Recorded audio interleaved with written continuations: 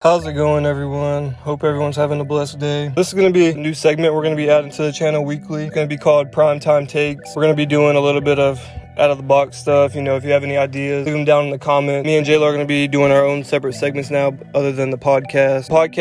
We've been uploading weekly. That's just a thing, you know, to do once a week, get with our friends, some guests, and talk about what's going on in the sports world, just to have a little bit of fun. Yeah, we're going to be trying to add more content weekly. So this segment's going to be called Primetime Takes. We're going to be doing just some creative stuff, like whatever y'all want to see, let me know in the comment. And if you haven't checked out our recent podcast, go check them out. I'll leave the link in the description. Today we're going to be redrafting the 2011 NBA draft class, which in my opinion was probably one of the most underrated draft classes in NBA history. This draft class featured guys such as Kyrie Irving, Klay Thompson, Kawhi Leonard, Jimmy Butler, Kemba Walker, and even Isaiah Thomas with the last pick of the draft. So when I say redrafting, we're going solely off what they've done in their NBA career, their accomplishments, their stats. You know, we're not doing what led up to them getting drafted, what they do in college, because it's just hard to tell talent. Some guys are late bloomers. I mean, look at Jimmy Butler and Kawhi Leonard. No one thought they would have been what they were. Yeah, let's jump right into it. So with the first pick, I think everyone would agree Kawhi Leonard would go number one. He's a two-time NBA champ. He's a two-time Finals MVP, 4 times All-Star. He's made the All-NBA team 3 times. Probably the best two-way wing in the whole NBA right now. He's been a 2 times Defensive Player of the Year. He's made All Defensive Team 5 times. He also made NBA All Rookie First Team. This draft class was pretty loaded. He was taken at number 15 by the Indiana Pacers before he was traded to the Spurs. So yeah, that's a big jump for him. He jumps all the way to number 1. With the number 2 pick,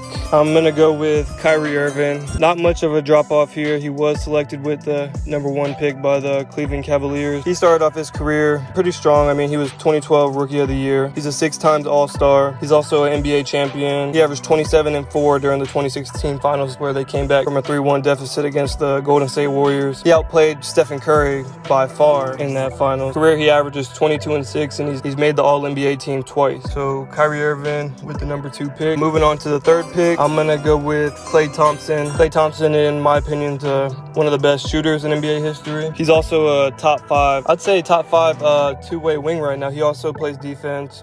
He's made the NBA All Defensive Second Team, 5-time NBA All-Star, 3-time NBA Champion. He's made All-NBA Third Team twice, and he's a career 42 3-point percentage. So yeah, Klay's a sniper. He stretch the floor, play defense. He plays on both sides of the ball. He's a good number 2 or number 3 option on a championship team, as he's proven. Moving on to the 4th pick, I'm gonna go with Jimmy Butler. Jimmy Butler's he's a workhorse. He's a hard worker. He works for everything he has. Didn't come into the league with much of an offensive game, but he turned himself into a good two-way player.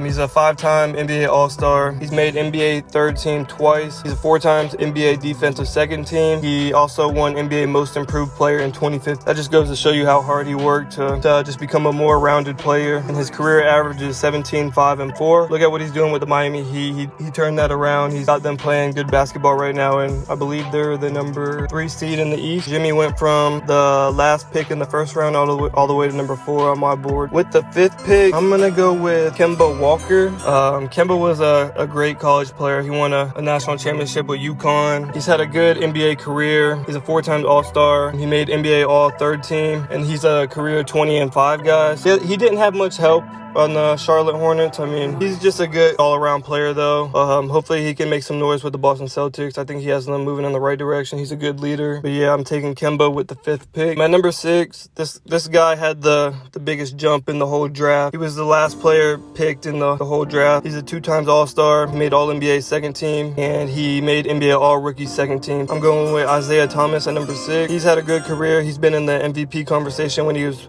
playing with the Boston Celtics. He was playing great basketball. He's had a good career. At number 7, I'm gonna go with Nikola Vucevic. What?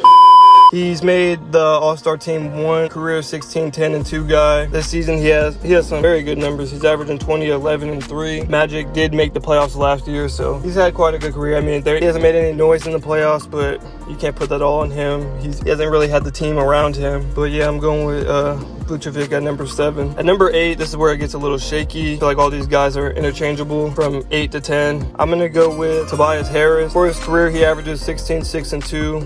which is very good. This season, he's actually averaging 20-7 with the 76ers, who are also one of the better teams in the East. And I also believe Tobias Harris could be a number 3 on a championship contending team, winning a championship with the 76ers. I just don't believe they're going to be able to win a championship with both Ben Simmons and JLowe Embiid on the team. I think they just have to split up and make it either one guy's team. He's a good role player and a good number 3, so I'm going to take Tobias Harris at number 8. At number 9, I'm going to take Jonas Valanciunas. He's a good big man for you, a good starter. He made all-rookie second team. He's a career 12-9 guy. He's just a solid big man. I think he could be a big man on a championship team. He can't be the focal point of the offense, but he's just a solid big man you want to have on your team. At number 10, I'm going to go with Reggie Jackson. Over his career, he averages 13, 3, and 4. He's a good role player, and he's been a good starter in the league. But obviously, he can't be a starter on a championship contending team. I think he's a good backup point guard on a championship team. He's with the Clippers right now. I think he's going to help them in the playoffs, coming off the bench. But yeah, I'm going to go with Reggie Jackson at number 10. For this redraft, I'm gonna stop at 10, keep the video short. I don't want to make it too long, but this is my first 10 picks of the redraft of the 2011 NBA draft class. Let me know what you guys think in the comments. If you would change anything, like, subscribe, and comment. Let me know what you guys want to see, any creative or out of the box ideas you guys have. I'll catch you next time. This is Dre on Primetime Take.